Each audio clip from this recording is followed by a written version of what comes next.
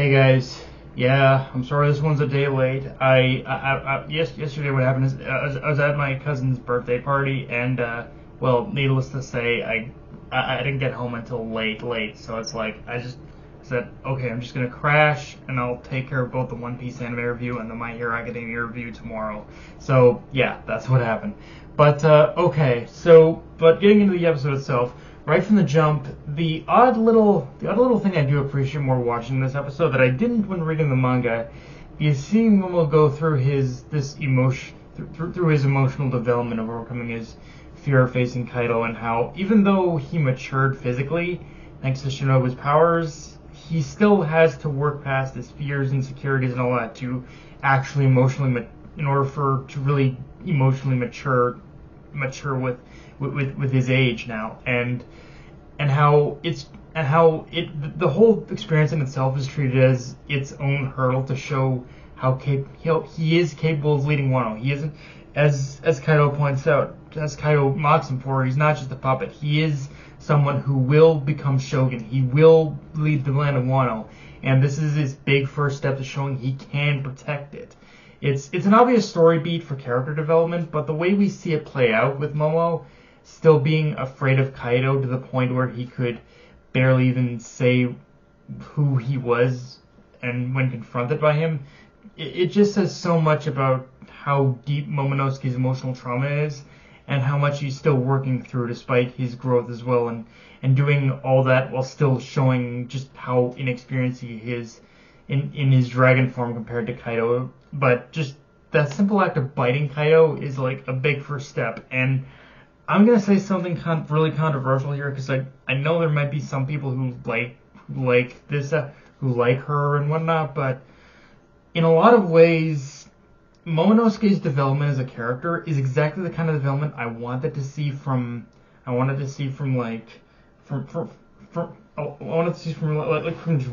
and from Rebecca and whatnot, but I don't know what it is.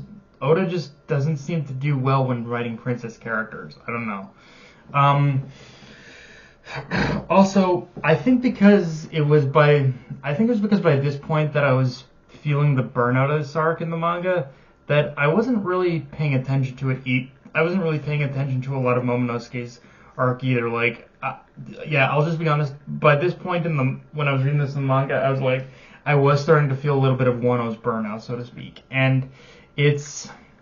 I wasn't really paying attention to all the minute details with Momonosuke's arc, which is fascinating in itself, because even though I am feeling a little bit of that same burnout with the anime's adaptation of this arc as well, I'm not feeling as much either, and I think it's because despite the usual pacing issues with the anime, I think Toei has tried to find the right balance with the adaptation, where even if the same burnout happens, they're trying to minimize it as well, despite having arguably even worse pace, sometimes even worse pacing than sometimes worse but sometimes better pacing than the manga. Wano is kind of weird for this. Sometimes the pacing is better in the anime, sometimes the pacing is better in the manga. It's a very weird back and forth with this arc, I find.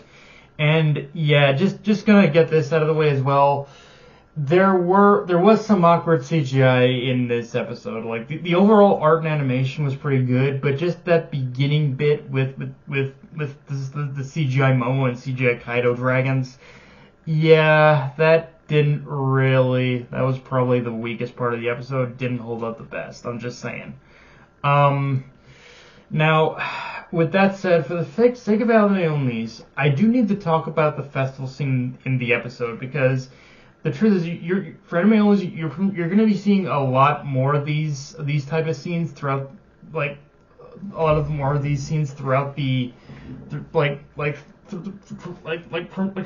the rest of Wano, as they'll be serving as build up and in a way sort of in-world timers leading all the way up to the final moments of climax to Wano. But I also admit that these moments with the festival and whatnot, the festival in Wano and whatnot, is where my personal contention with this arc kind of comes into play.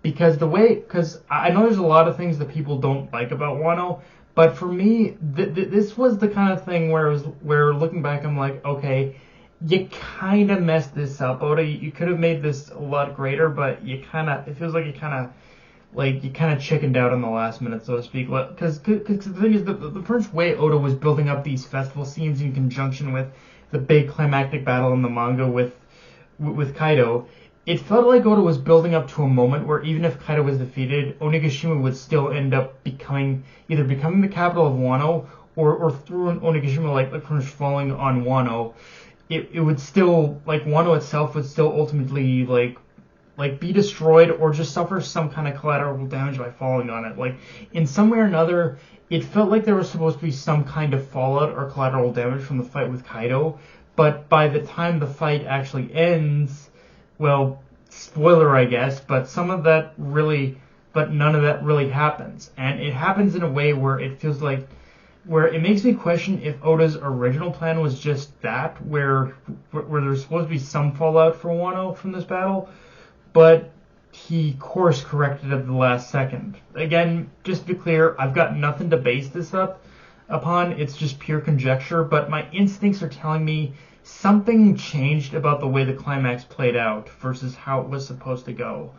But on the other side of that coin, though, I will admit a lot of the narrative cues, that there's a lot more narrative cues that stick out in regards to the true identity of a certain character that I didn't catch before, whether visually or bits of dialogue that are starting to stick out a lot more, that do make a little bit more sense when the actual reveal happens by the end of this arc. Now, aside from that, though, not much else to talk about with this episode, just kind of touching base with everyone else fighting across Onigashima, which, yeah, I'm reminded how much I do hate the flip-flopping that goes on with Neko and Inu's fights, like Nekomamushi's fight especially, because, well, you all know how much I love Pero and was perfectly fine in waiting longer to see his skull bashed in. But on the other hand, sarcasm aside, I kind of get why they did it, which is to have that grand buildup of Luffy's return being that push, the need to continue fighting it. It's an old tired trope, but for some reason with One Piece, I never hate it. But yeah, if you couldn't catch my sarcasm, I'm hoping we won't be waiting too much longer before Perospero finally gets axed, because honestly, I don't think he even lasted this long in the manga the more I think about it, but I could be wrong. Also, one little moment I do like is that when the episode runs through the Straw Hats' reactions to Luffy's return, I love how despite Robin being knocked out, you can tell she still smiles at Luffy's return, like she's glad to have him back. But yeah guys, that's pretty much all I have for this review. If you enjoyed the video, like, comment, subscribe. Follow me on Twitter and on this Crunchyroll. Be sure to notification bell, subscribe button, and just share the video around, guys. Dark Knight of Anime, signing off. Later, everyone.